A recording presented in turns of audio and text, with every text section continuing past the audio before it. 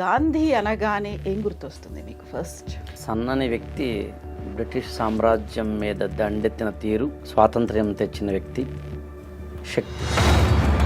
గాంధీ అనగానే ఈ మధ్య కాలంలో గాడ్సే అనే పేరు కూడా ఎందుకు వినిపిస్తుంది? దేశానికి స్వాతంత్ర్యం రావడం అనే ఒకానొక క్రమ పరిణామంలో జరిగిన కొన్ని ఘట్టాల్లో గాంధీజీ స్పష్టంగా మిస్టేక్స్ చేశారు అన్నది గాడ్సే వాదన. గాంధీని ఎందుకు చంపాను అనే వాటిలో సుస్పష్టంగా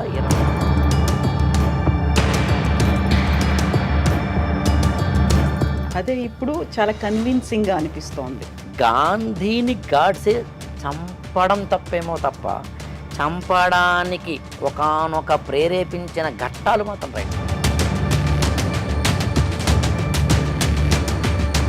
కారణాలు ఏవైతే ఉన్నాయో హేతుకమే అనిపిస్తుంది సుస్పష్టంగా. గాంధీ కనుక తప్పు చేయకపోయి ఉంటే డివిజన్ అనేది జరగకపోయేది, పాకిస్తాన్ అనేది ఉండకపోయేది, భారతదేశంలోనే భాగస్వామ్యం అయ్యేది. ఇప్పుడు జరుగుతున్నటువంటి కంటిన్యూస్గా అవుతున్నటువంటి కాన్సిక్వెన్సెస్ ఇవన్నీ చూసిన తర్వాత నిజమే కదా, జరగకుండా ఉంటే బాగుండేది కదా, విభజన అనేది లేకుండా ఉంటే బాగుండేది కదా. బట్ అలాంటి పరిస్థితులు అప్పుడున్నాయా? ముస్లింలకు సంబంధించిన ఖలీఫా యొక్క ప్రాధాన్యాన్ని బ్రిటిష్ గవర్నమెంట్ తగ్గిస్తోంది అనే దాన్ని ఆధారం చేసుకుని ఖిలాఫత్ మూమెంట్ని భారతదేశంలోకి తీసుకురావడం ద్వారా డైరెక్ట్గాను ఇండైరెక్ట్గాను గాంధీజీ కూడా నిలుస్తారు. దాంతో స్వాతంత్ర్య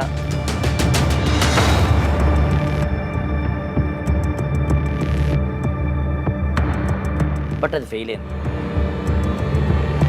గాంధీకి పట్టు విడుపు తన సిద్ధాంతంలో లేకపోవడం ఇక్కడ జరిగిన నష్టం. నా దేశాన్ని చీల్చిన ఒక వ్యక్తిగా ఈయన నేను హత్య చేస్తున్నాను. సమానంగా హిందూ ముస్లింలకు సంబంధించిన సమ ప్రాధాన్యాన్ని ఇస్తూ వారందరినీ కూడా ఒక రక్షించాలి అనుకున్నప్పుడు నీ భేదం ఉండకూడదు. అందులో ప్రధానంగా అవన్నీ హిందూ వ్యతిరేకంగా కనిపిస్తాయి. అప్పుడు సత్యాగ్రహాన్ని అందించిన ఒక వ్యక్తి, ఒక హింస వద్దు అన్న ఒక వ్యక్తి హింసకే బలివ్వడం అనే ఒక చారిత్రక ఘట్టం. గాంధీజీ ఇదే సత్యాగ్రహాన్ని ఎక్కడ పట్టుకోవాలో తెలిసినట్టుగా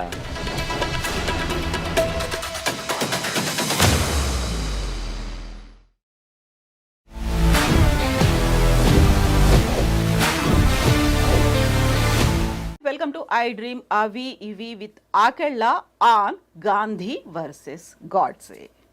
ఆకెళ్ళ రాఘవేంద్ర గారు నమస్కారం. నమస్తే అండి. గాంధీ అనగానే ఏం గుర్తొస్తుంది మీకు ఫస్ట్? సత్యాగ్రహం, అహింస, ఒక సన్నని వ్యక్తి, బ్రిటిష్ సామ్రాజ్యం మీద దండెత్తిన తీరు, స్వాతంత్ర్యం తెచ్చిన వ్యక్తి, శక్తి. గాంధీ అనగానే ఈ మధ్య కాలంలో గాడ్సే అనే పేరు కూడా ఎందుకు వినిపిస్తుంది ఇమ్మీడియట్గా? గాంధీని చంపిన వ్యక్తి గాడ్సే కాబట్టి భారత స్వాతంత్ర్యం రావడానికి కారణమైన ప్రధానమైన నాయకుల్లో గాంధీ ఒకరు. అలాంటి గాంధీని ఒక గాడ్సే అనే వ్యక్తి కాల్చి చంపడం అనేది భారతదేశ చరిత్రలోనే కాదు, ప్రపంచ చరిత్రలోనే ఒక విషాదకరమైన సంఘటన మాత్రమే కాదు, ఆశ్చర్యకరమైన సంఘటన మాత్రమే కాదు, ఆలోచన రేకెత్తించిన సంఘటన కూడా.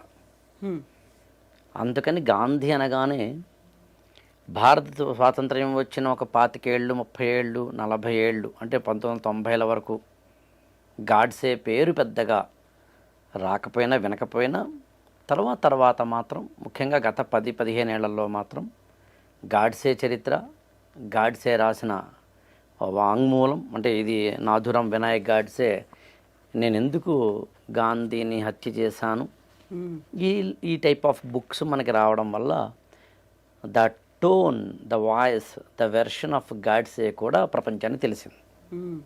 ఇప్పుడు స్వాతంత్ర సంగ్రామం, అహింసాయుతంగా జరిగినటువంటి ఒక పోరాటం, వీటన్నిటికీ సంబంధించి మనకు స్వాతంత్రం వచ్చింది, సెలబ్రేట్ చేసుకుంటున్నాము. విత్ ఇన్ ఏ ఇయర్ హత్య జరిగింది. ఆ తర్వాత గాడ్సేని ఒక హీరోగా ప్రొజెక్ట్ చేయడం అనేది మీరు చెప్పినట్టుగా ఈ 10-15 సంవత్సరాల్లో రీజన్స్ ఏమై ఉంటాయి? ఎవరు ఏమైనా ఫ్రేమ్ చేశారా? ఇది ఒక రకంగా పుష్ చేస్తూ వస్తున్నటువంటి సిద్ధాంతమా?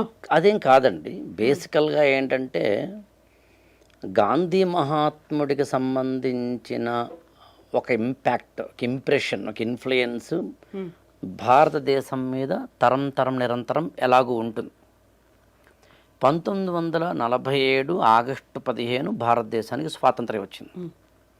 స్వాతంత్ర్యం వచ్చిన ఒక 5.5 నెలలకే 1948 జనవరి 30 గాంధీని గాడ్సే హత్య చేశారు. అంటే ఒక 5.5 నెలల్లోనే దేశానికి స్వాతంత్ర్యాన్ని తీసుకొచ్చిన ఒక వ్యక్తిని, ఒక శక్తిని హత్య చేయడం అనేది చాలా అతిపెద్ద సంఘటన. ఎందుకు జరిగి ఉండాలి? గాంధీ సంబంధించిన సిద్ధాంతాలు కానీ, గాంధీకి సంబంధించిన ఉద్యమాలు లాంటి వాటిని కానీ, నాకేమీ ఆయనతోటి వ్యక్తిగతమైన వైరుధ్యమో, విభేదమో, శత్రుత్వమో లేనే లేదని స్పష్టంగా గాడ్సేనే చెప్తారు. వ్యక్తిగా నాకేమీ కక్ష లేదు, పగ లేదు, ప్రతీకారం లేదు.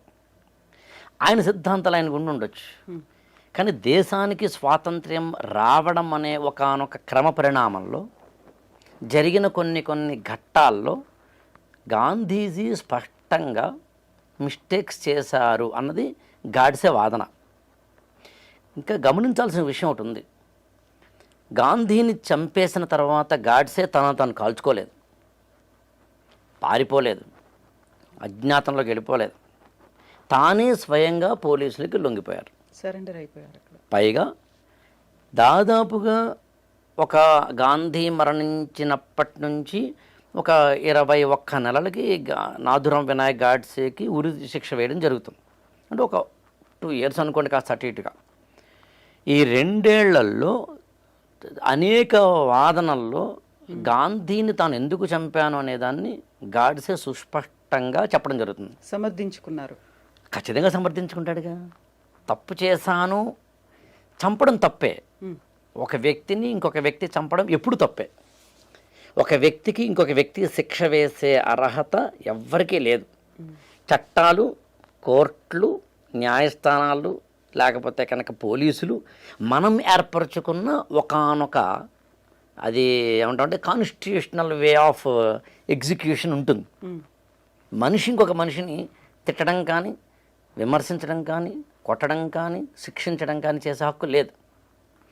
ఆ మాట మనం చెప్పడం కాదు, గాడ్సేనే చెప్తాడు స్వయంగా ఇందులో. నేనేమి గాంధీని చంపడం రైటు అంటలేదు, తప్పే, కానీ చెయ్యక తప్పని తప్పు అంటాడు. అనివార్య పరిస్థితులు, అనివార్యం, చెయ్యక తప్పదు నాకు. అందుకని గాంధీని ఎందుకు చంపాననే దాన్ని గాడ్సే దాదాపు ఒక 160-170 పేరాల్లో చెప్తాడు.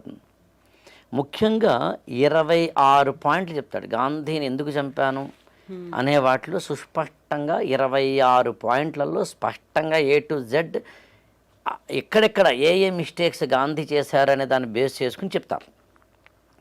ఇక్కడ గమనించాల్సిన విషయం ఒకటి ఏముందంటే, 1947లో స్వాతంత్ర్యం వచ్చినప్పుడు దేశం విడిపోయింది. ఈ 2 nation theory, Pakistan and India అనే 2 దేశాల ఏర్పాటు అనేది ఒక అనివార్యమైన పరిస్థితి ఏర్పడింది. ఇది నిజానికి ఈ దేశ విభజన అనేది మామూలుగా ఇవాళ 77 సంవత్సరాల తర్వాత మనకి పెద్దగా పెయిన్ఫుల్గా అనిపించకపోవచ్చు. 77 సంవత్సరాల కిందట, అంటే 1947లో అప్పటి భారతీయుల అఖండ భారతదేశం మనది. ఈ పక్కన బంగ్లాదేశ్ మనది, ఆ పక్కన పాకిస్తాన్ మనది, మధ్యలో ఇవాళ మనం అనుకుంటున్న ఏదైతే భారతదేశం ఉందో ఇవంతా మనదే. ఈ అఖండ భారతదేశంతో ముడిపడిన జీవితాలు అవి. ఇప్పుడు ఒక్కసారిగా దేశం విడిపోయింది అన్నప్పుడు కాందిశీకులుగా, శరణార్థులుగా అటు పాకిస్తాన్ నుంచి ఇండియాకో, అంటే ఇవాళ ఇండియాకో, ఇండియా నుంచి పాకిస్తాన్కో, ఇక్కడ వాళ్ళు అక్కడికో, అక్కడ వాళ్ళు ఇక్కడికో వెళ్ళిపోవాల్సిన పరిస్థితి. పైగా దేశ విభజన అనేది మామూలుగా అయితే ఒక జాతిపరమైన అంశము, ఇంకొక అంశం అయితే కనుక బ్రాడర్ సెన్సిటివిటీ ఉంటుంది. సోషియాలజీలో బ్రాడర్ సెన్సిటివిటీ.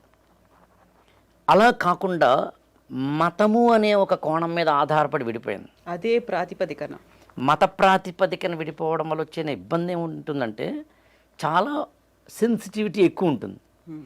ఎప్పుడైతే సెన్సిటివిటీ ఎక్కువ ఉందో మత కల్లోలాలు జరిగినాయి, మత ఘర్షణలు జరిగినాయి. ఇక్కడ వారు అక్కడికి, అక్కడ వారు ఇక్కడికి వెళ్ళిపోవాల్సిన పరిస్థితి.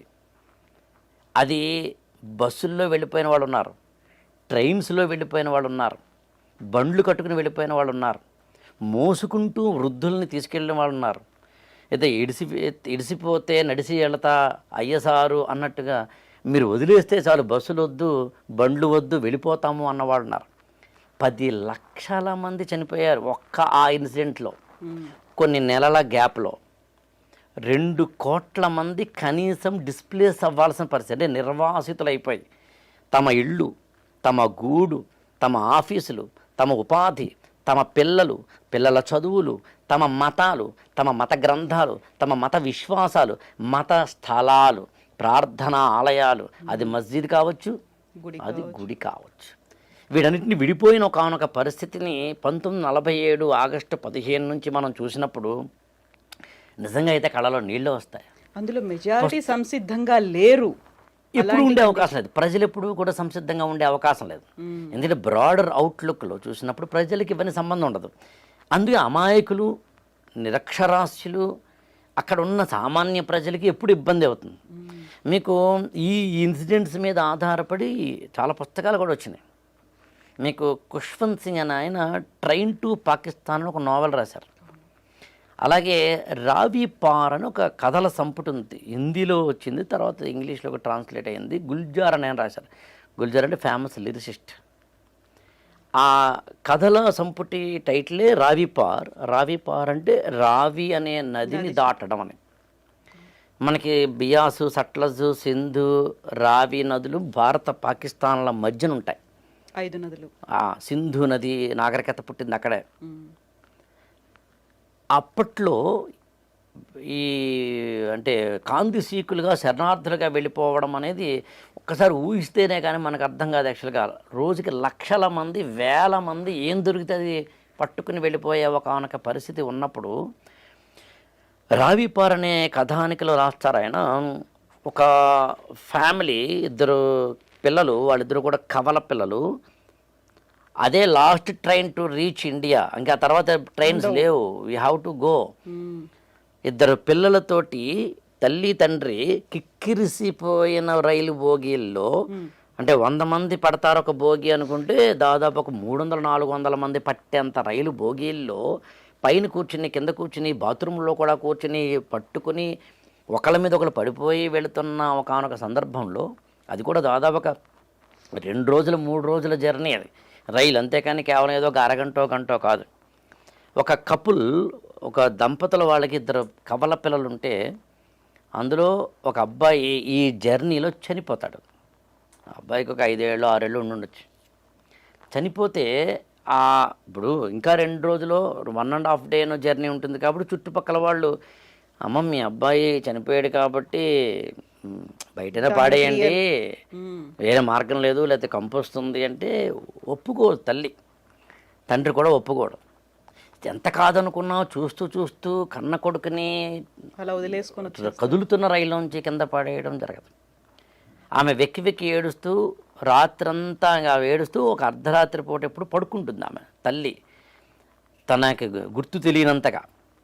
అప్పుడు ఆ చుట్టుపక్కల ఒకళ్ళిద్దరు ఏం చేస్తారంటే ఈ తండ్రి నెమ్మదిగా లేపి, అరే మీ ఆవిడ పడుకుంది కదా, ఈ చనిపోయిన పిల్లాడిని ఎప్పుడైనా బయటపడే, పైగా రావి నది దాటుతున్నప్పుడు మనం నదిలో పాడేస్తే పుణ్యం కలుగుతుంది, అందుకని సద్గతే లభిస్తుంది, నీ కొడుకు పని చెయ్యి, లేకపోతే కంపు కొట్టేస్తుంది అన్నప్పుడు ఆ తండ్రి ఏం చేస్తాడంటే భార్యకి తెలియకుండాను చుట్టుపక్కల వాళ్ళు చూడకుండాను 2 ఇచ్చిన కంపల్షన్ తోటి పిల్లవాడిని తీసుకుని ట్రైన్లోంచి రావి నదిలోకి తోసేస్తాడు.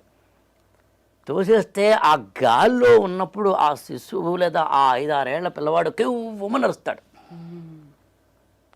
అంటే ఈ హడావిడిలో, ఈ కంగారులో, ఈ ఎమోషన్లో, ఈ ప్రెషర్లో, ఈ బాధలో, ఈ ఆవేదనలో బతికి ఉన్న శిశువునేమో బయటకి గెంటేసి చనిపోయిన శిశువుని మాత్రం ఒడిలోనే పెట్టుకున్న ఒక తండ్రి దీన గాథని రావి పార్ అనే కథ చెప్తుంది.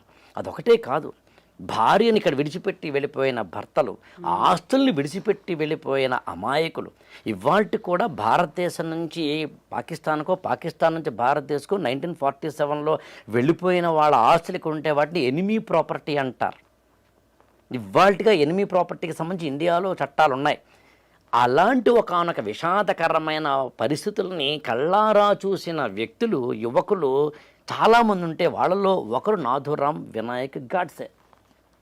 ఈ పరిస్థితి కారణం ఎవరు అన్నప్పుడు గ్లేరింగ్గా కనిపిస్తున్న ఉదాహరణ, వ్యక్తి, నేత ఎవరంటే మహాత్మా గాంధీ. గాంధీ సత్యాగ్రహము, అహింస, లేకపోతే ఉపవాస దీక్ష, నిరాహార దీక్ష, మౌనవ్రతము అలాంటి అత్యున్నతమైన సిద్ధాంతాలని ప్రపంచ చరిత్రలోనే ఏ నాయకుడు తీసుకురాలేదు. మీకు అమెరికన్ విప్లవమైన, ఫ్రెంచ్ రెవల్యూషన్ అయినా, even Russian and Chinese revolution ఎక్కడ చూసినా హింసాత్మకతతోటి ఉంటుంది. సత్యాగ్రహము, ధర్మాగ్రహము, అహింసో, ఉపవాస దీక్ష, మౌనవ్రతము, నిరాహార దీక్ష ఇలాంటి వాటితో ఉండవు. ఆ విషయంలో ఖచ్చితంగా గాంధీ ఇచ్చిన మార్గం చాలా గొప్పది. కానీ అదే సమయంలో గాంధీ తప్పులు చెయ్యలేదు అనడానికి కూడా మనం ముందుకు వెళ్ళడానికి లేదు. చరిత్ర చెప్తుంది సుస్పష్టంగా. విచిత్రం ఏంటంటే గాంధీ చనిపోవడానికి ఒక 1 వీక్ ముందు, అంటే జనవరి 22, 1948న టీజీ టెండూల్కర్ అనే ఒక రచయిత గాంధీ మీద 6-7 పుస్తకాల వాల్యూమ్లు మహాత్మా అనే పేరుతోటి రిలీజ్ చేస్తారు. అంటే అప్పటికి రాస్తారు ఆయన. అది స్వయంగా గాంధీ దగ్గరికి వెళ్ళి గాంధీజీకి చూపించి స్పెల్లింగ్ మిస్టేక్లతో సహా, ఐఫన్లతో సహా, ఫుల్ స్టాప్లతో సహా, కామాలతో సహా, కోలన్లు, సెమీకోలన్లతో సహా కరెక్షన్ చేయించుకుంటారు. అదొక ప్రాసెస్లో దాదాపు 1 year 2 years పాటు జరుగుతుంది. అది ఇండియన్ గవర్నమెంటే పబ్లిష్ చేసింది. సాక్షాత్తు జవహర్లాల్ నెహ్రూనే దాన్ని ఎండార్స్ చేశారు. గాంధీయే స్వయంగా క్రాస్ చెక్ చేసి బయటకు వచ్చిన పుస్తకాలు. అందులో కూడా గాంధీజీ చేసిన మిస్టేక్స్ మనకి స్పష్టంగా గ్లేరింగ్గా కనిపిస్తాయి. గాంధీజీ రాసిన సత్యంతో నా ప్రయోగాలనే ఆత్మకథలో కూడా కొంతవరకు కనిపిస్తాయి. అంటే ఏతావాత గాంధీజీ యొక్క సత్యాగ్రహము లాంటి వాటికి సంబంధించిన ప్రపంచ చరిత్రలో ఆ తర్వాత వచ్చిన Martin Luther king, Nelson Mandela లాంటి వాళ్ళకి స్ఫూర్తి ప్రదాత అయిన ఒకానొక మంచి మార్గం ఉన్నప్పటికీ ఖచ్చితంగా గాంధీజీ తప్పులు చేయలేదని మాత్రం అనడానికి లేదు. ఆ తప్పులు ఏం చేశారనే దాన్ని గాడ్సే కూడా సుస్పష్టంగా చెప్పడం జరిగింది. ఇందులో ఇంకొక విషయాన్ని స్పష్టంగా మనం అర్థం చేసుకోవాలి. అదేంటంటే మామూలుగా భారతదేశం అంటేనే కొన్ని మతాల కలయిక, భాషల కలయిక, ప్రాంతాల కలయిక, భిన్నత్వంలో ఏకత్వము అనే దానికి బెస్ట్ ఎగ్జాంపుల్ ప్రపంచంలో ఏదైనా ఉంది అంటే అది భారతదేశమే. అందునే భారతదేశాన్ని ఉపఖండంగా చెబుతాం, సబ్ కాంటినెంట్ అంటాం. అంటే ఒక కాంటినెంట్కి ఎన్ని లక్షణాలు ఉంటాయో వైవిధ్యం పరంగా అన్నీ ఉంటాయి ఈ దేశానికి అనే అర్థంలో. అందుని భారతదేశం అనేది వివిధ మతాల కలయిక కాబట్టి ఒక సెన్సిటివ్ ఇష్యూగా మతపరమైన అనైక్యతో ఐక్యతో ఏదో ఒకటి మాత్రం ఈ దేశానికి ఎప్పుడూ ఉంటుంది. గాంధీజీ దాదాపు ఒక 20-21 సంవత్సరాల పాటు దక్షిణాఫ్రికాలో ఉన్నారు. ఒక లాయర్గాను, బారిస్టర్గాను పనిచేశారు. అక్కడ ఆయన సత్యాగ్రహం లాంటి వాటికి సంబంధించిన సక్సెస్ని లేదా విజయాలని చవిచూసిన వ్యక్తే. ఆ తర్వాత ఇండియాకు వస్తారు ఆయన. 1915 జనవరి 9 ఆయన ఇండియాకు వచ్చారు. నేను జనవరి 9 అనే డేట్ కూడా ఎందుకు చెప్పానంటే ఇవాల్టికి భారత ప్రభుత్వము ప్రవాసీ భారత దివస్ అని జనవరి 9ని చేస్తుంది. అంటే వివిధ దేశాల్లో ఉన్న భారతీయులందరూ, ప్రవాస భారతీయులందరూ భారతదేశానికి చేస్తున్న కాంట్రిబ్యూషను, వాళ్ళు ఆయా దేశాల్లో స్థానికంగా చేస్తున్న కాంట్రిబ్యూషన్ని స్మరించుకుంటూ మనం ప్రవాసీ భారత దివస్ అని చేస్తాం. ఆ ప్రవాసీ భారత దివస్ని జనవరి 9ని ఎందుకు చేస్తామంటే ఆ రోజునే భారతదేశానికి 1915లో గాంధీ మహాత్ముడు వచ్చాడు కాబట్టి. ఒక ప్రవాస భారతీయుడై భారతదేశానికి తిరిగొచ్చి భారతదేశ స్వాతంత్ర్యాన్ని సాధించడానికి తన యొక్క అన్ని అంటే త్యాగాలను చేసి, మళ్ళీ ఈ పదం కూడా నాథురాం వినాయక్ గాడ్సేనే చెప్తారు తన వాంగ్మూలంలో. ఆయన చాలా కష్టాలు పడ్డారు, ఆయన చాలా తన యొక్క అంటే వ్యక్తిగతమైన వాటన్నిటిని వదులుకున్నారు, నేనే కాదంటం లేదు అనే అర్థం వచ్చేలాగా. సో అలాంటి గాంధీ మహాత్ముడు భారతదేశానికి వచ్చిన రోజు మనం ప్రవాసీ భారత దివసం చేస్తాం. ఇక్కడ చాలా విపులంగా మనం సుస్పష్టంగా ఒక 4-5 పాయింట్లు చెప్పుకోవాలి. అందులో ఒకటి ఏంటంటే 1915లో మహాత్మా గాంధీ భారతదేశానికి వచ్చే సమయానికి భారతదేశంలో స్వాతంత్ర్య పోరాటం ఉవ్వెత్తున జరుగుతోంది. అప్పటికే ఆయన దక్షిణాఫ్రికాలో ఒక విజయం సాధించిన నేత. అందుకని ఇండియా వచ్చిన తర్వాత భారత రాజకీయాల్లో స్వాతంత్ర ఉద్యమానికి సంబంధించి తన పాత్ర ఏమిటి, నేను ఏం చెయ్యాలి అనే కాంట్రిబ్యూషన్ ఏంటి అనే దాంట్లో గాంధీ మహాత్ముడు అనుకున్నప్పుడు గాంధీ సుస్పష్టంగా భారతదేశ రాజకీయాలలో అప్పటికి మనకి 3 లేయర్స్ ఉంటాయండి. Higher level and upper class, lower class, middle class. Jawaharlal Nehru కానీ, మోతీలాల్ నెహ్రూ కానీ, చిత్తరంజన్ దాస్ అంటే ఒక మనకి భారతదేశంలో 1885లో ఇండియన్ నేషనల్ కాంగ్రెస్ వచ్చే సమయానికి భారత రాజకీయాలకు సంబంధించి ఇప్పుడు మనం మాట్లాడుతున్న 1915 అనుకుంటే, అక్కడో 15 ఇక్కడో 15 ఒక 30 ఏళ్ళు అనుకుంటే, ఈ ఎవరైతే లీడర్లుగా మనం చెబుతామో వాళ్ళందరూ కూడా హయ్యర్ క్లాస్కి మాత్రమే, ఎడ్యుకేటెడ్ స్ట్రాటాకి మాత్రమే లిమిట్ అయిన వాళ్ళు. ఒక ఫిరోజ్ షా మెహతా కానీ, దాదాబాయి నౌరోజీ కానీ, బాలగంగాధర తిలక్ కానీ, గోపాలకృష్ణ గోఖలే కానీ. నేను ఈ 4 పేర్లు ఎందుకు చెప్పానంటే ఈ 4 పేర్లు ఈయన చెప్పారు కాబట్టి. నేను ఇవాళ తీసుకుంటున్న ఈ వాక్యాలన్నీ కాస్త అటు ఇటుగా ఇందులోంచి తీసుకుంటున్నవే. మరి పదే ప్రతిసారి ఫుట్ నోట్ నేను చెప్పలేకపోవని తప్ప ఈయన చెప్పిన మాటల్ని కొంచెం కోటబుల్గా చేస్తున్నాను. ఈ 4 నాయకుల్ని ఎందుకు గాసే చెప్తారంటే, ఈ 4 అంటే ఇందాక నేను చెప్పిన ఫిరోజ్ షా మెహతా కావచ్చు, దాదాబాయి నౌరోజీ కావచ్చు, బాలగంగాధర్ తిలక్ కావచ్చు, అయితే గోపాలకృష్ణ గోఖలే కావచ్చు. గోఖలే అంటే సాక్షాత్తు గాంధీ మహాత్ముడి యొక్క గురువు, రాజకీయ గురువు. ఈ 4 భారతదేశంలో 1915 నాటికి అంటే ఇండియాకి దక్షిణాఫ్రికా నుంచి గాంధీ మహాత్ముడు వచ్చే సమయానికి అప్పర్ క్లాస్ నుంచి లోయర్ క్లాస్ వైపుకి, మిడిల్ క్లాస్ మీదుగా భారత స్వాతంత్ర ఉద్యమాన్ని తీసుకెళ్తున్న రోజులు అవి. అదే టైంలో లాల్ బాల్ పాల్ అనేది ముగ్గురి త్రయం కూడా వినిపించింది. ఎగ్జాక్ట్లీ. ఈ ప్రాసెస్లో మిడిల్ క్లాస్ మీదుగా లోయర్ క్లాస్కి వెళుతున్న ఒకనొక రాజకీయ పరిణామ దశని అర్థం చేసుకున్న వ్యక్తి మహాత్మా గాంధీ. అదే సమయంలో ఇంకొకటి ఏం జరిగింది అక్కడంటే, ఇప్పుడు చెప్పిన ఈ 4 కూడా 1915 నుంచి 1920లకు వచ్చేసరికి మరణించడం కూడా జరిగింది, కాస్త అటు ఇటుగా. అంటే ఎవరైతే రాజకీయ పరంగా మిడిల్ క్లాస్లోంచి లోయర్ క్లాసులోకి భారత స్వాతంత్ర ఉద్యమాన్ని తీసుకెళ్తున్నారో ఆ సమయానికి 4 కూడా వివిధ కారణాల వల్ల ఒక 4-5 ఏళ్ల గ్యాప్లో మరణించడం వల్ల సరిగ్గా అప్పటికి భారతదేశంలోకి వచ్చి గాంధీ 5 ఏళ్ళు అవుతుంది, అంటే 1920. 1920ని గాంధీ మహాత్ముడు ఎలా చూస్తారంటే, ఈ 4 కూడా రాజకీయ మీద ఎవర్నిక మీద అంటే తెర నుంచి వెనక్కి వెళ్ళారు కాబట్టి ఇప్పుడు మాస్ మూమెంట్గా తీసుకురావడానికి ఒక అవకాశం ఏర్పడింది కాబట్టి రాజకీయ శూన్యత, పొలిటికల్ వ్యాక్యూమ్ని భర్తీ చేసిన వ్యక్తిగా, అందుకనే కొల్లాయి కట్టి ఒక తుండుగుడ్డ మాత్రమే కట్టుకొని షర్ట్ కూడా వేసుకోకుండా ఏ ఆచ్ఛాదన లేకుండా ఒక చిన్న కళ్ళజోడు మాత్రమే, ఒక చిన్న కర్ర మాత్రమే పట్టుకుని అవసరమైతే పాదయాత్రలు, అవసరమైతే నిరాహార దీక్షలు లాంటి వాటితోటి ఒక వినూత్నమైన సత్యాగ్రహ దీక్షను భారతదేశానికి అందించి 1920ల నాటికి మాస్ మూమెంట్ లీడర్గా ఎదిగిన వ్యక్తి మహాత్మా గాంధీ. అప్పటికి సామాన్యుడికి ప్రతినిధిగా కూడా భావించారు ఆయన వేషాన్ని చూసిన తర్వాత. ఎగ్జాక్ట్లీ, అందులో డౌట్ లేదు. కానీ గమనించాల్సిన విషయం ఏంటంటే, భారతదేశంలో ముస్లింలకు సంబంధించి వారి వెనకబాటుతనం, వారిలో ఒక అంటే సమాజంలో వెనకబడిపోకుండా ఉండి వారిని అభ్యున్నతిలోకి తీసుకెళ్ళాలి అనే ఒక ఉద్యమం అలీఘర్ మూమెంట్ అని వస్తుంది. అలీఘర్ ముస్లిం యూనివర్సిటీ అని మనం హిస్టరీలో చదువుతాం. 1875 ఆ ప్రాంతంలో వస్తుంది. సర్ సయ్యద్ అహ్మద్ ఖాన్ అనేది తీసుకొస్తారు.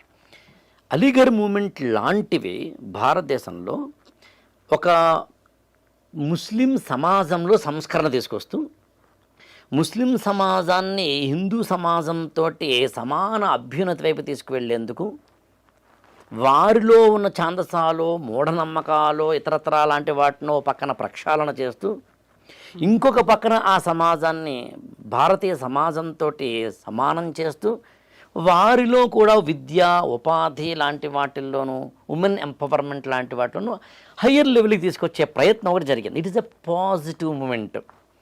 సరిగ్గా ఆ టైంలో హిందూ సమాజంలో ఉన్న అన్టచబిలిటీ కానీ హిందూ సమాజంలో స్త్రీల పట్ల ఉన్న సతీ సహగమనము బాల్య వివాహాలు లాంటి వాటిని వితంతు పునర్వివాహ నిషేధం లాంటి వాటిని ఎదుర్కొంటూ ఈ సమాజంలో కూడా ఒకానొక సంస్కరణవాదాన్ని తీసుకురావడం అనేది కల్చరల్ రెనైజెన్స్ అంటాం మనం. 1858 తర్వాత మనకి సుస్పష్టంగా కనిపిస్తుంది సాంస్కృతిక పునరుజ్జీవనం అనే పేరుతోటి. అందులో మీకు బ్రహ్మ సమాజం కానీ ఆర్య సమాజం కానీ, అంటే స్వామి దయానంద సరస్వతి తీసుకొచ్చిన ఆర్య సమాజం కానీ, రాజా రామ్మోహన్ రావు తీసుకొచ్చిన బ్రహ్మ సమాజం కానీ, అనీబ్ సెంట్ తీసుకొచ్చిన థియోసాఫికల్ సొసైటీ లాంటివి కానీ ఈ క్రమంలో మనకు కనిపిస్తాయి. అంటే భారతీయ తత్వంలో ఉన్న భారతీయ సమాజంలో ఉన్న వివిధ మతాలలో తమకు తాముగా ఏవైతే చిన్న చిన్న ఇబ్బందులు ఉన్నాయో వాటిని ప్రక్షాళన చేసుకుంటూ మొత్తం మీద జనజీవన స్రవంతిలో కలుపుకురావాలి అనే ఒకనొక బ్రాడర్ మెంటాలిటీ ఉన్న నాయకులతోటి కూడిన ఒక రాజకీయ వాతావరణాన్ని మనం ఒక 50-60 ఏళ్ళు చూస్తాం. కానీ 1905లో బెంగాల్ విభజన అని జరిగింది. వందే మాతర మూమెంట్ అంటాం మనం. బెంగాల్ విభజనని సుస్పష్టంగా హిందూ ముస్లిం అనైక్యతను తీసుకురావడానికే, ఈ ఇద్దరి మధ్యన ఒక చీలికను తీసుకురావడానికే బ్రిటిష్ గవర్నమెంట్ తీసుకొచ్చింది లార్డ్ కర్జన్ ద్వారా. అసలు బ్రిటిష్ వాళ్ళ యొక్క ప్రధానమైన వెపన్ ఏంటి అని అడిగితే డివైడ్ అండ్ రూల్. ఈ విభజించు పాలించు అనే తత్వంలో ఖచ్చితంగా బ్రిటిష్ వారు ప్రతిసారి భారతీయ సమాజాన్ని విడగొట్టడానికి ప్రయత్నిస్తారు. అలాంటి ఇప్పుడు మనం మాట్లాడుతున్న కాంటెక్స్ట్లో ఈ ఇద్దరి సమాజాల మధ్య, అంటే హిందూ ముస్లింల సమాజాల మధ్య ఒక చీలికను తీసుకురావడానికి ద గ్లేరింగ్ ఇన్సిడెంట్ ఏంటి అంటే 1905 బెంగాల్ విభజన. అది చాలా అంతకుముందు యాక్చువల్గా హిందూ సమాజము ముస్లిం సమాజము కలిసికట్టుగా మనకి 1857 స్వాతంత్ర తిరుగుబాటులో కూడా మనం చూస్తాం, అంటే సిపాయిల తిరుగుబాటులో చూస్తాం. అంతెందుకు అష్ఫాకుల్లా ఖాన్ లాంటి ముస్లింలు, అంటే ముస్లిం యువకులు భారత స్వాతంత్ర సంగ్రామంలో పార్టిసిపేట్ చేయడాన్ని మనం చూస్తాం తర్వాత కానీ ముందు కానీ. బట్ ఓవరాల్గా 1905లో జరిగిన ఇది చాలా కీలకమైన. అందులో మీకు 1906లో ఆల్ ఇండియా ముస్లిం లీగ్ అని వస్తుంది. ఆల్ ఇండియా ముస్లిం లీగ్ అనేది ప్రధానంగా అంతకుముందు అలీగర్ మూమెంట్కి ముస్లిం లీగ్కి ఉన్న తేడా ఏంటంటే మన సమాజంలో ఉన్న లోపాలను సవరించుకుంటూ ఇతర సమాజాలతోటి మనం కలిసి ఇతర సమాజాలు మనల్ని కనుక తక్కువ చేస్తుంటే ఆ పాజిటివ్ డిస్క్రిమినేషన్ అర్థం చేసుకుంటూ అప్లిఫ్ట్మెంట్ ఆఫ్ ద కమ్యూనిటీ అనేది ఎజెండా. అది కొంతకాలం అయ్యేసరికి మనకి ఆల్ ఇండియా ముస్లిం లీగ్ లాంటి వాటిలో ఎంత కాదనుకున్నా మనకి అనిపించేది ఏంటి అంటే ఒక రిలీజియస్ ఫెనటిజం, అంటే ఒక మత ఛాందసవాదంలోకి వెళ్ళడము అనేది జరుగుతుంది. అది ఫ్రంట్ ఎండ్లోకి వస్తుంది. 1906 ఆ ప్రాంతంలో ఆల్ ఇండియా ముస్లిం లీగ్ వస్తుంది. మనకి అలీ బ్రదర్స్, ఆ తర్వాత మహమ్మద్ అలీ జిన్నా ప్రధానంగా దాన్ని ముందుకు తీసుకెళ్ళిన వ్యక్తులుగా మనం చూస్తాం. సరిగ్గా ఇదే సమయంలో 1909లో మింటో మోర్లే రిఫార్మ్స్ అని వస్తాయండి. చాలా సింపుల్గా చెప్పాలంటే భారతదేశంలో రాజ్యాంగపరమైన రాజకీయపరమైన సంస్కరణలు తీసుకురావడంలో భాగంగా బ్రిటిష్ గవర్నమెంట్ ఏం చేస్తుంది అంటే సెపరేట్ ఎలక్టరేట్ అని ఒక పదం వాడతారు అక్కడ. సెపరేట్ ఎలక్టరేట్ అంటే అర్థం ఏంటంటే ముస్లిం ఓటర్లు తమ ముస్లిం రాజ్య ప్రతినిధిని పార్లమెంటుకో లేకపోతే కనుక అసెంబ్లీకో పంపించడం. అది నిజానికి సమాజాన్ని మొక్కలు చేయడం. అది 1909లో జరుగుతుంది. తర్వాత 1916లో 15లోనో హిందూ మహాసభ అని వస్తుంది. మదన్ మోహన్ మాలవీయ ప్రారంభిస్తారు. యాక్చువల్గా నాథురామ్ వినాయక్ గాడ్సే ఆ హిందూ మహాసభ ఆర్ఎస్ఎస్ కార్యకర్త. ఆయన అందులో చాలా సుస్పష్టంగా ఇందులో చెప్తాడు, నేను కొంతకాలం ఆర్ఎస్ఎస్లో పనిచేసి హిందూ మహాసభలో పనిచేసిన వ్యక్తిని అని. అంటే 1915-20ల నాటికి భారతదేశంలో హిందూ ముస్లిం యూనిటీ అనేది దెబ్బతింది. ఇది గమనించిన నేత గాంధీ. ఇప్పుడు గాంధీ ముందున్న ఆప్షన్ ఏంటంటే అతిపెద్ద సవాల్ కూడా ఏంటంటే నేను పోరాడాల్సింది బ్రిటిష్ వాళ్ళ మీద. బ్రిటిష్ వారి మీద నేను పోరాడాలి అంటే నా దేశంలో ఉన్న అందరూ నాతో కలిసి రావాలి. అన్ని కులాలు కలిసి రావాలి, అన్ని భాషలు కలిసి రావాలి, అన్ని మతాలు కలిసి రావాలి, అన్ని సంఘాలు కలిసి రావాలి, అన్ని ప్రాంతాలు కలిసి రావాలి, అన్ని వర్గాలు, వయోవర్గాలు, స్త్రీ పురుష భేదాలు అన్నీ అందరూ కలిసి రావాలి. కలిసి రావాలి అంటే నేను ముస్లింలను నా వైపు అట్రాక్ట్ చేయాలి. హిందూ ముస్లింల చీలికలతోటి ఈ దేశాన్ని విభజించి పాలించాలనుకుంటున్న బ్రిటిష్ వారికి నేను సమాధానం చెప్పాలి అంటే నేను కూడా ముస్లింలను చేరదీసుకోవాలి. చేరదీయాలి అంటే వారికి నేను ఎక్కువ బహుమానాలు ఇవ్వాలి. ఈ తప్పు కాదు. కానీ గాంధీ చేసిన అతిపెద్ద మిస్టేక్ ఏంటంటే వీరికి ఇవ్వకుండా వీరికి ఇవ్వడం తప్పు. ఎలా ఇస్తారు? 2, ఇవ్వడం కూడా ప్రభుత్వమైన నాయకులైన తాయిలాలని ఎంతవరకు ఇవ్వాలి, ఎంతవరకు ఇవ్వకూడదు విచక్షణ ఏంటి అని తెలుసుకోవాలి. ప్రతి ఒక్క వ్యక్తికి అతనికి ఏ అడ్వాంటేజ్ ఉంటుందో అదే డిసడ్వాంటేజ్ అవుతుంది. ఎవరికైనా అంతే. ఏ వ్యక్తికైనా, ఏ నాయకుడికైనా, ఏ సంఘానికైనా మీకు ఏది డిసడ్వాంటేజ్ చెప్పండి అది అడ్వాంటేజ్ అవుతుంది, ఏది అడ్వాంటేజ్ చెప్పండి అది డిసడ్వాంటేజ్ అవుతుంది. గాంధీకి బ్రిటిషు వారిని నేను ఎదుర్కోవడానికి నేను ముస్లింలను చేరదీసినప్పుడు వారు నాతోటి కలిసి వస్తే అప్పుడు నేను హిందూ సమాజం ఎలాగూ నాతో ఉంటుంది, అప్పుడు ఇద్దరినీ కలిసి తీసుకువెళ్ళవచ్చు అనే ఒకనొక ఆలోచన. నిజంగా చెప్తున్నానండి, ఈ పుస్తకంలో గాడ్సే ఈ పాయింట్ని ఎంత లాజికల్గా, రేషనల్గా, ఎగ్జాంప్లిఫరీగా ఇన్స్టెన్సెస్ తోటి చెప్తారో, ఇన్సిడెంట్స్తో చెప్తే ఆశ్చర్యపోతాం. అదే ఇప్పుడు చాలా కన్విన్సింగ్గా అనిపిస్తోంది. ఎగ్జాక్ట్లీ. కన్విన్సింగ్ అనే పదం కూడా నేను వాడిన. కన్విన్సింగ్ అనేది కూడా ఎక్కడో కిట్టుబాటే కాదు, ఇట్స్ రైట్.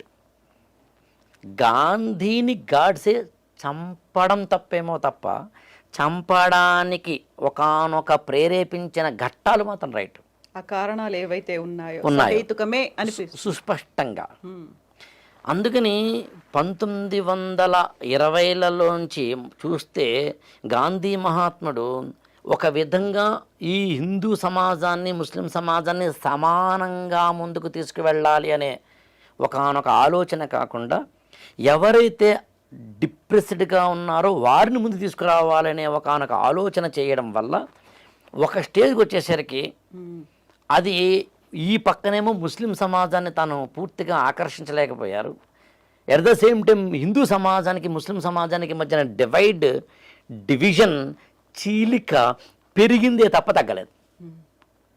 గాంధీకి ఆ మొండి పట్టుదల ఒక తప్పు చేసిన తర్వాత దాని నుంచి వెంటనే మళ్ళీ కరెక్షన్ చేసుకోవడం కాకుండా మళ్ళీ తప్పు చేయడము అనేది ఇంకొకసారి ఏదో చేయడం అనేది జరిగింది. ఎంత బాగా చెప్తారంటే గాంధీ గురించి ఇక్కడ కొన్ని ఉదాహరణలుగా చెప్తే 26 పాయింట్లు ఇందామని మాట అన్నాను నేను. 26 ఘట్టాల్లో గాంధీజీ చేసిన మిస్టేక్స్ని చెప్తారంటే ఊహించండి. యాక్చువల్గా అందులో కొంచెం హిందుత్వవాదంగా మనకు అనిపించవచ్చు, కానీ కొన్నిట్లో మాత్రం ఖచ్చితంగా. అంటే ఇవన్నీ ఎలా ఉంటాయంటే ఆనాటి ఎప్పుడూ కూడా టెక్స్ట్ అండ్ కాంటెక్స్ట్ అనే పదం వాడతాం. ఒక ఇన్సిడెంట్కి కాంటెక్స్ట్ ఏంటనే పదం వాడతాం. ఆ కాంటెక్స్ట్లో చూసినప్పుడు గాంధీజీ కూడా రైట్ అనిపిస్తుంది మనకి. అందుకే నేను మీకు ఆశ్చర్యపోతానండి, గాంధీ పాయింట్ ఆఫ్ వ్యూలో గాడ్సేని విమర్శిస్తూ వచ్చిన పుస్తకాలు ఉన్నాయి తెలుగులో. అంటే ఇంగ్లీష్లో వచ్చినవి తెలుగులో అనుకోండి, translations what I want to convey. Godse point of వ్యూలో గాంధీని విమర్శిస్తూ వచ్చిన పుస్తకాలు ఉన్నాయి. అంటే ఎవరి వెర్షన్ వాళ్ళది. కానీ నేను ఈ ఎపిసోడ్లో మాత్రం సమన్వయంగా ఇద్దరిది తప్పు కాదు, లేదా ఇద్దరిది తప్పే, పరిస్థితులను అర్థం చేసుకుంటూ ఎక్కడ ఏం మిస్టేక్ జరిగిందో చూసి రాబోయే తరాలకు ఆ మిస్టేక్ ఇవాల్టి నాయకులు చేయకూడదని చెప్పే ప్రయత్నం యాక్చువల్గా ఈ ఎపిసోడ్ ఉద్దేశం.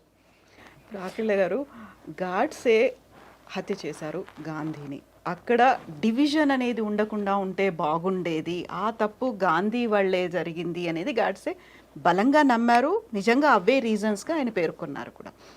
ఒకవేళ ఆ డివిజన్ గాంధీ కనుక ఆ తప్పు చేయకపోయి ఉంటే డివిజన్ అనేది జరగకపోయేది, ఈ పాకిస్తాన్ అనేది ఉండకపోయేది, భారతదేశంలోనే భాగస్వామ్యం అయ్యేది. ఇప్పుడు జరుగుతున్నటువంటి కంటిన్యూస్గా అవుతున్నటువంటి కాన్సిక్వెన్సెస్ ఇవన్నీ చూసిన తర్వాత నిజమే కదా, జరగకుండా ఉంటే బాగుండేది కదా, విభజన అనేది లేకుండా ఉంటే బాగుండేది కదా. బట్ అలాంటి పరిస్థితులు అప్పుడు ఉన్నాయా? ఆ, ఇక్కడ సరిగ్గా ఇదే ఇక్కడ ఏంటంటే మామూలుగా ఇలాంటి వాటిని పులి మీద స్వారీ అని పదం వాడతారు. దిగలేవు, ముందుకి వెళ్ళలేవు, ముందుకి నడపలేవు, అలా అని చెప్పి పులినేమీ పట్టుకోలేవు. పులి మీద కూర్చున్నావు, స్వారీ చేయక తప్పదు. వెళ్తే ఎవరిని భక్షిస్తుంది తెలియదు, దిగితే నిన్ను భక్షిస్తుంది. గాంధీకైనా ఎవరికైనా యాక్చువల్గా లీడర్షిప్ క్వాలిటీస్లో అక్కడే వాట్ ఆర్ యూ అని తెలుస్తుంది. యాక్చువల్గా ఎలా బ్యాలెన్స్ చేశారు అది చారిత్రకంగా ఉన్న అనేకమైన అంశాలలో మనకి కనిపించేది అదే. గాంధీ చేసిన మిస్టేక్స్గా గాడ్సే చెప్పిన 26 అన్నీ ఇక్కడ మనకి టైం సరిపోదు, కానీ ఉన్నంతలో చూస్తే ఒకటి ఖిలాఫత్ మూమెంట్. ఖిలాఫత్ మూమెంట్లో ఎక్కడో టర్కీలో ఉన్న ముస్లింలకు సంబంధించిన ఖలీఫా యొక్క ప్రాధాన్యాన్ని బ్రిటిష్ గవర్నమెంట్ తగ్గిస్తోంది అనే దాన్ని ఆధారం చేసుకొని ఖిలాఫత్ మూమెంట్ని భారతదేశంలోకి తీసుకురావడం ద్వారా ముస్లిం కమ్యూనిటీకి బాసటగా ఇండియన్ నేషనల్ కాంగ్రెస్ నిలుస్తుంది. డైరెక్ట్గాను ఇండైరెక్ట్గాను గాంధీజీ కూడా నిలుస్తారు. దాంతో స్వాతంత్ర సమర యోధులందరూ నిలుస్తారు. దీని ద్వారా కలిసి ఉండే ప్రయత్నం హిందూ ముస్లిం ఐక్యతకు సాధ్యం అనే దాన్ని ఆధారం చేసుకుని గాంధీజీ ఖిలాఫత్ మూమెంట్ తీసుకొచ్చారు. బట్ అది ఫెయిల్ అయింది. అలాగే మోప్లా తిరుగుబాటు కేరళ ప్రాంతంలో మలాబార్ అనే ఏరియాలో మోప్లాలని ఒక ముస్లిం కమ్యూనిటీ దాదాపు 1000 సంవత్సరాల కిందట అరబ్ కంట్రీస్ నుంచి భారతదేశానికి వచ్చిన వారు ఇప్పటికీ ఉన్నారు. వారు స్థానికంగా ఉన్న హిందువుల మీద దాడులు చేయడం లాంటివి చేసినప్పుడు గాంధీజీ ఏ స్టాండ్ తీసుకోవాలి అంటే బాధితుల స్టాండ్ తీసుకోలేదు. అలాగే ఆర్య సమాజం మీద దాడి చేయడం జరిగింది గాంధీజీ. ఆర్య సమాజం అనేది భారతదేశంలో సుస్పష్టంగా గో బ్యాక్ టు వేదాస్ అని స్వామి దయానంద సరస్వతి అనే ఆయన ఇచ్చిన ఒక స్లోగన్ తోటి భారతీయ సనాతన ధర్మాన్ని ప్రాణవాయువుగాను ఆత్మగాను కలిగి ఉన్న ఒక అత్యద్భుతమైన ఏమంటామంటే సంస్థ. సంస్కరణలు కూడా తీసుకొచ్చి సత్యార్థ ప్రకాశిక అని మంచి బుక్.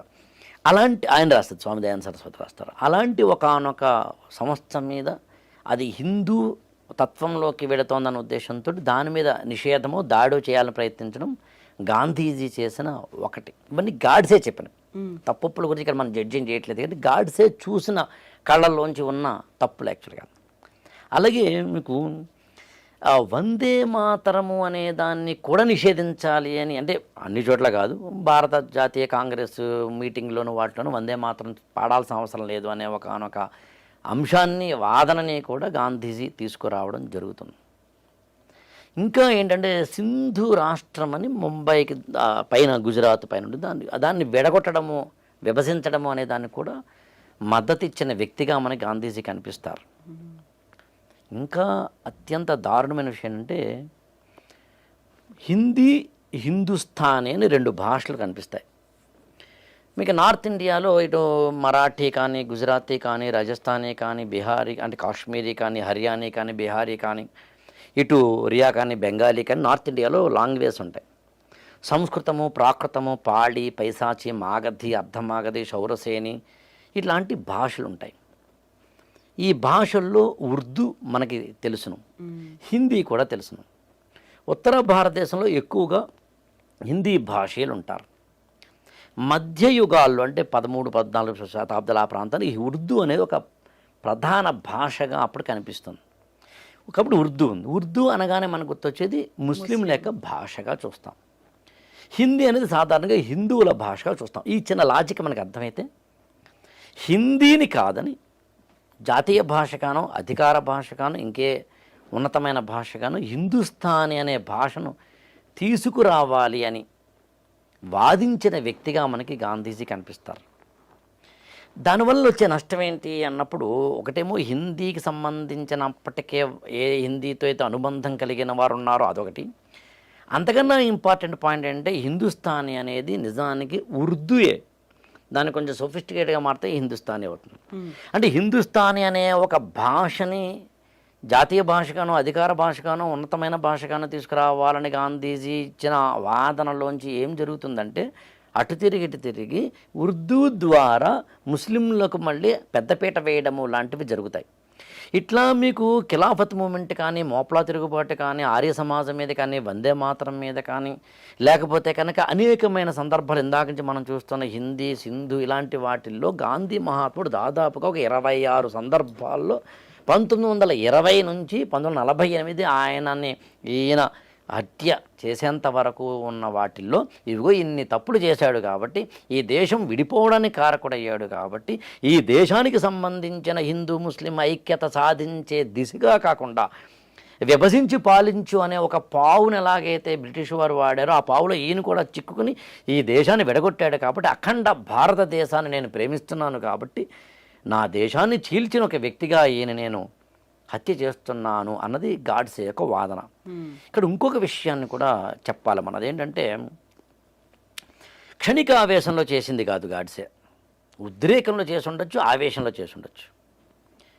1947లో స్వాతంత్ర్యం వచ్చిన తర్వాత 1948 జనవరి ఆ ప్రాంతానికి భారతదేశంలో ఇందాక మనం బిగినింగ్ ఆఫ్ దిస్ ఎపిసోడ్ చెప్పుకున్నట్టుగా అనేకమైన మత ఘర్షణలో ఇతర ఘర్షణలో జరగడం అనేది ఎప్పుడైతే జరిగిందో ఆ ప్రాసెస్లో ఖచ్చితంగా ఒక్క మాటలో చెప్పాలి అంటే ఒక ఇంతకన్నా రక్తపాతం ఉండదా అనేంత రక్తపాతం జరిగింది. మరో పక్కన కాశ్మీర్ ఇష్యూలో పాకిస్తాన్ మన మీదకి యుద్ధాన్ని ప్రకటించింది, యుద్ధంకి వచ్చేసింది. పాకిస్తాన్ పుట్టిన 3 నెలలకే జరిగింది, అది ఎప్పుడో కూడా కాదు. 1947 అక్టోబర్లో స్టార్ట్ అవుతుంది యుద్ధం కాస్త అటు ఇటుగా. ఇప్పుడు పాకిస్తాన్ అంతకుముందు మన సోదర దేశం అయితే అయి ఉండొచ్చు, ఇప్పుడు ఆల్రెడీ విడిపోయిన దేశం, పక్కలో బలిలా అప్పుడే మనం యుద్ధాన్ని ప్రకటించిన దేశం. ఈ అల్లకల్లోలాలు మత ఘర్షణలు పరాకాష్ఠకు చేరుతున్న దశ. ఈ దశలో గాంధీజీ జనవరి 13, 1948 ఆయన ఏమంటామంటే నిరాహార దీక్ష చేస్తారు. మామూలుగా గాంధీజీకి నిరాహార దీక్ష చేయడం అనేది ఒక అత్యంత కీలకమైన ఆయుధాల్లో ఒకటి. ఆయన నాకు తెలిసి ఆయన మొత్తం జీవితంలో 18 వరకు నిరాహార దీక్షలు చేశారు ఇండియాలో. 18 సార్లు. 1915లో ఆయన భారతదేశానికి వస్తే 48లో మరణించే వరకు, అంటే స్వాతంత్రం పొందిన 47లో స్వాతంత్రం అనుకుంటే కనుక ఒక 32 ఏళ్ళు 33 ఏళ్ళు టైం ఫ్రేమ్లో ఆయన 18 సార్లు చేశారంటే కాస్త అటు ఇటుగా ఎవ్రీ 2 ఇయర్స్కి ఒకసారి అతిపెద్ద దీక్ష చేశారు. మధ్యలో ఇంకా చాలాసార్లు చేశారు ఆయన. అలా జనవరి 13, 1948లో ఆయన చేసిన నిరాహార దీక్ష దేనికోసం అంటే మత కల్లోలాలు సద్దుమణగడం కోసం. దాదాపు 100 మంది వరకు మత పెద్దలు, వివిధ రకాల మత పెద్దలు వచ్చి, ప్రతినిధులు వచ్చి గాంధీతో కూర్చుని మాట్లాడి ఆ నిరాహార దీక్షను విరింప చేయడానికి ప్రయత్నిస్తారు. అది జరిగింది ఒక 5 రోజుల తర్వాత, అంటే జనవరి 18 నాటికి. అప్పుడు 7 షరతులు విధిస్తారు గాంధీజీ. ఆ 7 షరతులు కూడా దురదృష్టవశాత్తు పాకిస్తాన్కి అనుగుణంగానో, ముస్లింలకు అనుగుణంగానో, లేకపోతే కనుక పాకిస్తాన్లో ఉన్న ముస్లింలకు, ఇండియాలోని ముస్లింలకు అనుగుణంగానే ఆ 7 ఉంటాయి తప్పించి, కానీ సమానంగా హిందూ ముస్లింలకు సంబంధించిన సమ ప్రాధాన్యాన్ని ఇస్తూ వారందరినీ కూడా ఒక రక్షించాలి అనుకున్నప్పుడు నీ భేదం ఉండకూడదు. అందులో ప్రధానంగా అవన్నీ హిందూ వ్యతిరేకంగా కనిపిస్తాయి అప్పుడు, కనీసం ఖచ్చితంగా కనిపిస్తాయి. అందున ఆ 7 షరతులు కూడా అనేసరికి నాథురామ్ వినాయక్ గాడ్సే కానీ, నారాయణ దత్తాత్రేయ ఆప్టే లాంటి వారికి కానీ, వీర సావర్కర్ కానీ, గోపాల్ గాడ్సే అంటే నాథురామ్ వినాయక్ గాడ్సే తమ్ముడికి కానీ, డాక్టర్ పర్చూరి లాంటి వాళ్ళకి కానీ, ఒక 9 నుంచి 12 మంది యువకులకి అది ఖచ్చితంగా రక్తాన్ని మరిగించేలాగా, నరాలని ఆవేశంలోకి పొంగుకొచ్చేలాగా, ఒక తీవ్రమైన ఆవేశానికి తీసుకెళ్లేలాగా చేయడం అనేది అత్యంత సహజమైన కార్యకారణ సంబంధంలోంచి వచ్చిన కాజ్ అండ్ ఎఫెక్ట్లోంచి వచ్చినదే అది. అక్కడ ఎప్పుడైతే 7 షరతులు, ఆ షరతులను మళ్ళీ పైగా పాకిస్తాన్కి భారతదేశం ఒక 55 కోట్లు ఏదో కంపెన్సేటరీగా ఇవ్వాలి లాంటి వాటికి సంబంధించి చూసినప్పుడు ఈ వ్యక్తి వల్ల ఎంత నష్టం జరిగింది అనే ఒక ఆ సిద్ధాంతం ఇంత నష్టం జరిగింది అన్నది. నేను ఇందాక ఒక మాట చెప్పాను, అదే అడ్వాంటేజ్ డిసడ్వాంటేజ్ అవుతుంది, అదే డిసడ్వాంటేజ్ అడ్వాంటేజ్ అవుతుంది అన్నట్టుగా ఆ హిందూ తత్వ భావజాలమే ఒక నాథురాం గాడ్సేనేమో ఒక వ్యక్తినే హత్య చేసేంత స్థాయికి ప్రేరేపించగా, గాంధీ ఏమో తాను పట్టుకున్నది అది అవసరమైతే కాలంతో పాటు దానికి రిలవెన్స్ పోతే కనుక దాన్ని వదిలేయగలగాలి అనే ఒకనొక తాత్విక చింతనలోకి వెళ్ళలేకపోవడం అనే బలహీనత కనిపిస్తుంది 79 సంవత్సరాలు అప్పుడు ఆయనకి. అందుకని 1948 జనవరి 30న బిర్లా హౌస్ ఢిల్లీలో గాంధీ అక్కడ స్టే చేస్తున్నారు కాబట్టి ఆయన రోజు సాయంత్రం పూట అక్కడ ఏమంటామంటే ప్రార్థనలు చేయడం అలవాటు కాబట్టి ఆయన ఆ ఇంట్లోంచి పక్కన ఉన్న లాన్లోకి వచ్చే ప్రయత్నం చేస్తూ ఉన్నప్పుడు సరిగ్గా సాయంత్రం 5 గంటలకి ఒక బూడిద రంగు ప్యాంటు వేసుకుని, తెల్ల చొక్కా వేసుకుని, ఒక కాకి రంగు ఒక అంటే జాకెట్ లాంటిది వేసుకున్న 37 సంవత్సరాల యువకుడు తన యొక్క మిత్రులను వెంట పెట్టుకొని పిస్టోల్నేమో పక్కన పెట్టుకొని గాంధీకి ఒక అడుగున్నర దూరంలో వెళ్ళి ఆయనకు ముందు దండం పెట్టి తలను వంచుకుని దేవుడికో అఖండ భారతదేశానికో స్మరణ చేసి పిస్తోల్తోటి 3-4 రౌండ్లతోటి కాల్చి చంపితే ఒక 20 నిమిషాలు ఆయన పెనుగులాడి అక్కడికక్కడే హే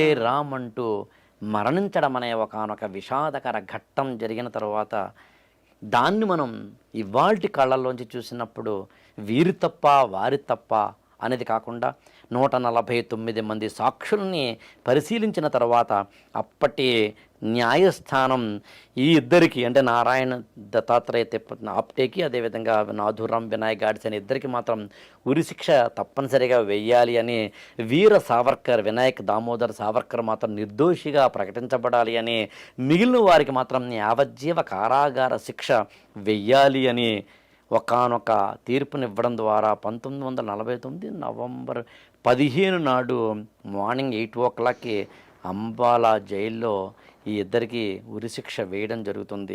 ఉరిశిక్ష వేసినప్పుడు కూడా కళ్ళల్లో నిర్మలత్వమే, గుండెల్లో ధైర్యతత్వమే, చేతిలోనేమో అఖండ భారత పటము అంటే అఖండ భారతదేశము అనే దానికి సంబంధించిన ప్రేరేపించిన పటము, అదేవిధంగా భగవద్గీత ఓ చేతిలోనూ కాషాయ జెండా ఓ చేతిలోనూ వెళ్ళి ఉరికంబం ఎక్కి భగత్ సింగ్ లాంటి వారిలో చెప్తారు యాక్చువల్గా ఆ ఉరి తాడుని ముద్దు పెట్టుకున్నంతగా ఆవేశపడ్డాడు అంటారు. అలా వెళ్ళి ఆ నమస్తే సదా వత్సలే మాతృభూమి అంటూ ఆ మాతృదేశానికి ప్రణమిల్లి దైవతత్వంగా భావిస్తున్న మాతృమూర్తి అయిన భారతదేశానికి ఒక అత్యద్భుతమైన అర్పణ చేసి చేతిలో ఉన్న భగవద్గీత ఇతర వస్తువుల్ని పక్కనున్న ఆఫీసర్లకి ఇచ్చి అఖండ భారత్ అమర్ రహే అనే ఒకనొక నినాదాన్ని అక్కడ ఉన్న జైలు గోడలు మాత్రమే కాకుండా భారతదేశం ఆ పక్కన ఎక్కడో ఉన్న ఆఫ్ఘనిస్తాన్ వరకు, ఈ పక్కన ఎక్కడో ఉన్న మయన్మార్ వరకు వినిపించేలాగా దిక్కులు పిక్కటిల్లేలాగా చెప్పి వందే మాతర నినాదంతో అసువులు బాసిన వ్యక్తి నాథురాం వినాయక్ గాడ్సే. ఒక సత్యాగ్రహాన్ని అందించిన ఒక వ్యక్తి, ఒక హింస వద్దు అన్న ఒక వ్యక్తి హింసకే బలివ్వడం అనే ఒక చారిత్రక ఘట్టం.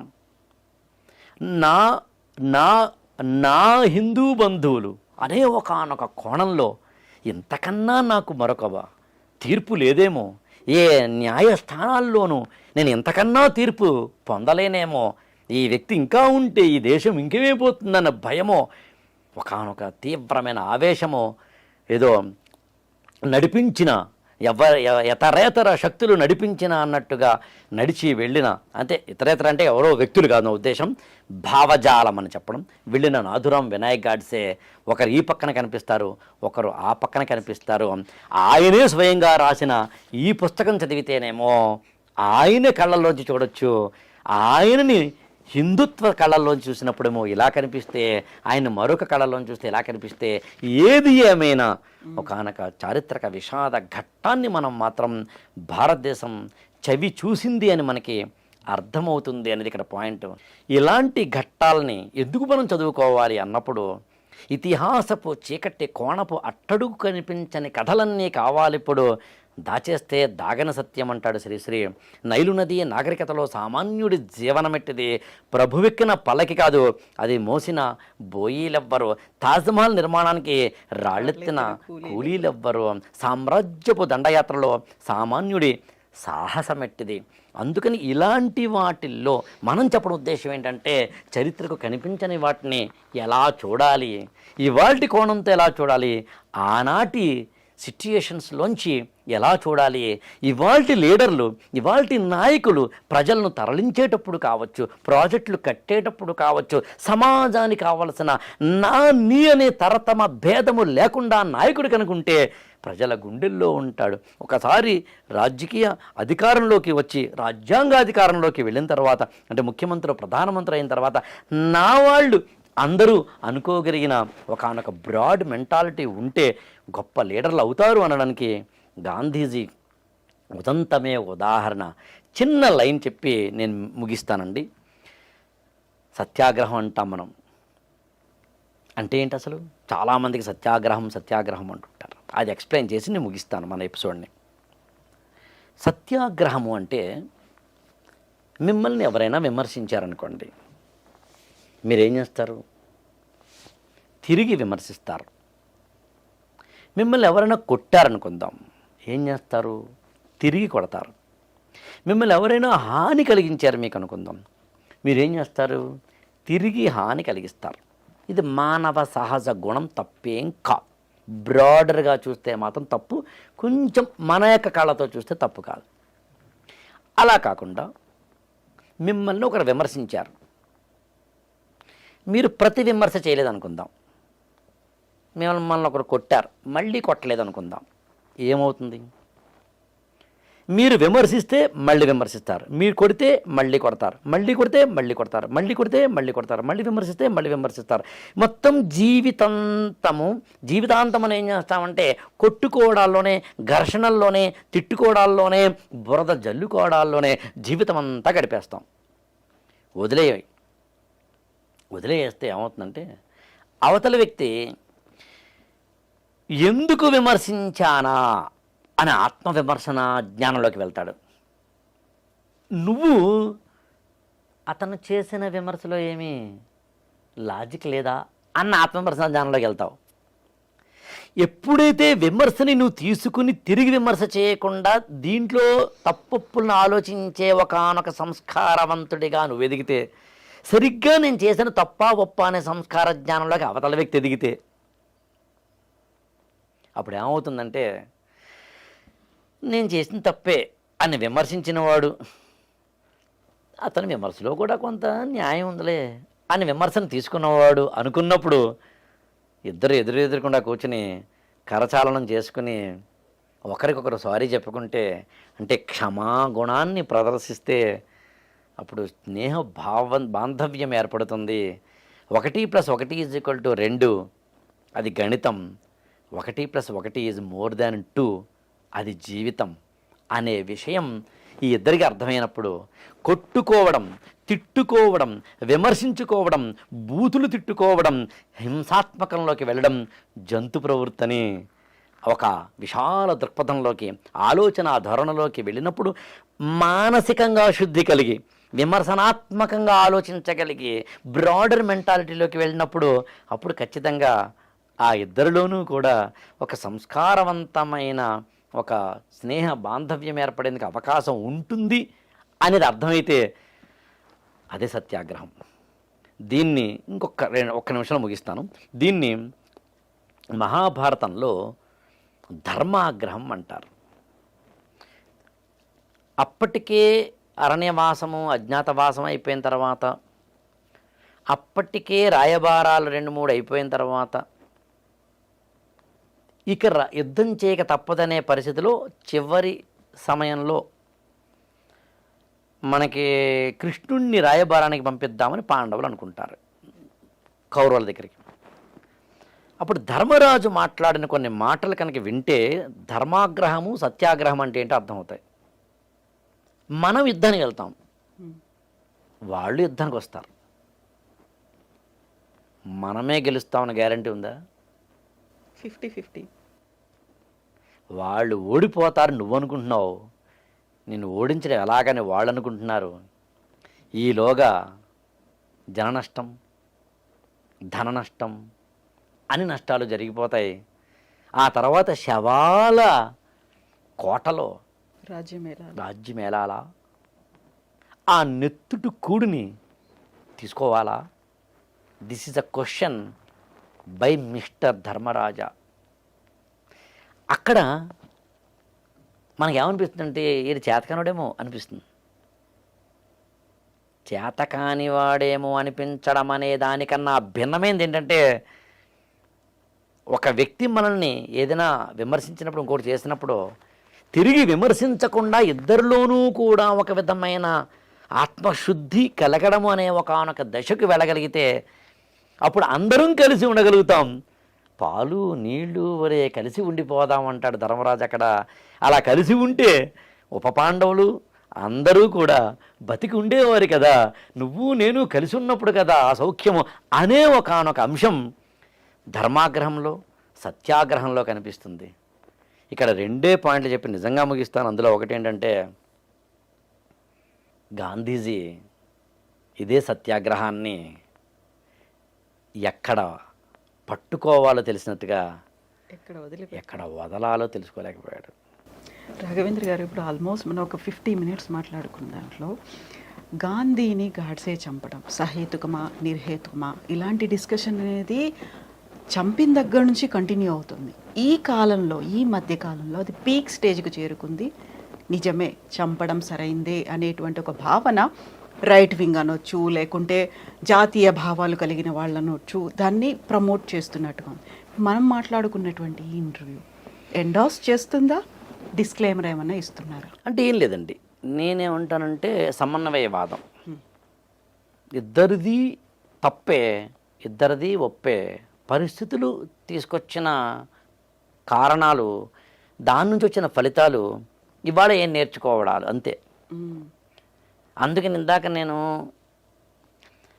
గాంధీకి పట్టు విడుపు తన సిద్ధాంతంలో లేకపోవడం ఇక్కడ జరిగిన నష్టం, దానికి ఒక వ్యక్తి ఎత్తుకున్న పిస్టల్, అందులోంచి వచ్చిన గుళ్ళు, ఆ వ్యక్తి మళ్ళీ ఉరితీయబడ్డ వైనం.